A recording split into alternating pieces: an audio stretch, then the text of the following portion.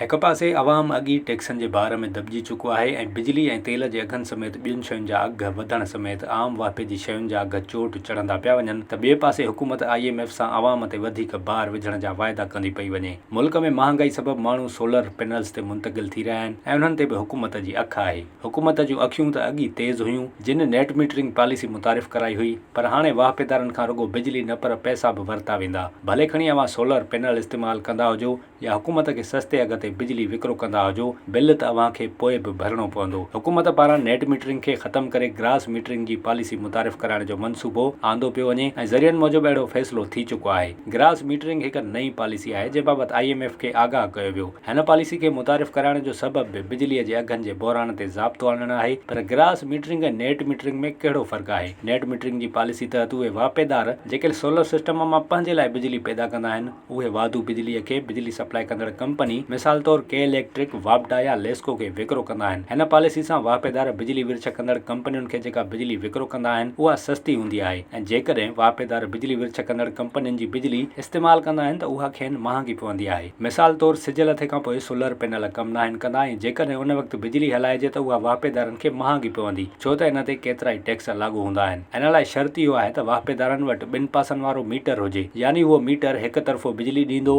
ऐं ॿियो तरफ़ो वठंदो आहे ऐं इन जो हिसाबु रखियो वेंदो आहे। जेकॾहिं अव्हां हुकूमत जी बिजली इस्तेमालु कंदा आहियो त उन बिल में अव्हां जे विकिरे कयल बिजली जो हिसाबु शामिलु कयो वेंदो आहे, जंहिंखां पोइ अव्हां जो बिल घटिजी वेंदो आहे। कॾहिं कॾहिं बिल ज़ीरो थी वेंदो आहे, पर ग्रास मीटरिंग इन जो उबतड़ आहे। ग्रास मीटरिंग तहत सोलर वापेदार पंहिंजी पैदा कयल बिजली कॾहिं इस्तेमालु नाहे कंदो। इहा बिजली सिधो संओं नेशनल ग्रिड में वरिती वेंदी आहे ऐं वापेदार खे साॻी बिजली ग्रिड मां ॾिनी वेंदी आहे ऐं ग्रिड मां मिलंदड़ बिजली महांगी पवंदी आहे। ग्रास मीटरिंग लाइ बि ॿ मुख़्तलिफ़ इलेक्ट्रिक मीटर इस्तेमालु कया वेंदा आहिनि, हिकु बिजली ॾियण ऐं हिकु बिजली वठण वारो मीटर हूंदो आहे। नेट मीटरिंग में वापेदार बिजली मुफ़्त बि हलाए सघनि था, पर ग्रास मीटरिंग में ईअं मुमकिन न आहे रहंदो। वापेदार सोलर जी बिजली पैदा करे सस्ते अघ ते हुकूमत खे विकिरो कंदा ऐं हुकूमत साॻी बिजली खेनि महांगे अघ ते ॾींदी, पोइ इन जो बिल बि भरणो पवंदो। जेतोणीकि बिल में घटिताई ईंदी, पर नेट मीटरिंग जी मुफ़्त बिजली इस्तेमालु न थी सघंदी।